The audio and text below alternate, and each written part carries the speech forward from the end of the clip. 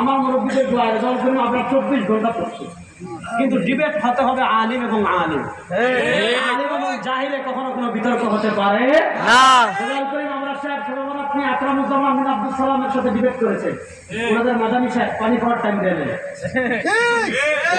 ফেসবুকে সার্চ করে দেখবেন। রেজাল্ট করিম আমরা সাহেব তাকলিফ নি হাবিবুর রহমান আজহারির সাথে ডিবেট করেছে, পানি খাওয়ার টাইম দেয় নাই। রেজাল্ট করিম আমরা সাহেব তাবিদ নি সাইফুর আকিদানি আমাদের মীর মুয়াজ্জম হোসেন সাইফির সাথে ডিবেট করেছে, পানি খাওয়ার টাইম দেয় নাই। রেজাল্ট করিম আমরা সাহেব সবসময় ডিবেট করার জন্য প্রস্তুত, কিন্তু খেলতে হলে খেলোয়াড় লাগবে। আমি মাঠে খেলতে গিয়েছি, আপনি এমন একজন নিয়ে আসছেন যার ফা নাই। আচ্ছা বলতেছে যে তার সাথে পেনাল্টি শট করবে, পেনাল্টি কি? আমি তার সাথে খেলবো না, কারণ তার তো পা নাই। খেলতে হলে প্লেয়ার লাগবে, আপনি প্লেয়ার আলেমদেরকে নিয়ে আসেন, সুতার ধরবেন। রেজাল্ট করিম আমরা 24 ঘন্টা প্রস্তুত।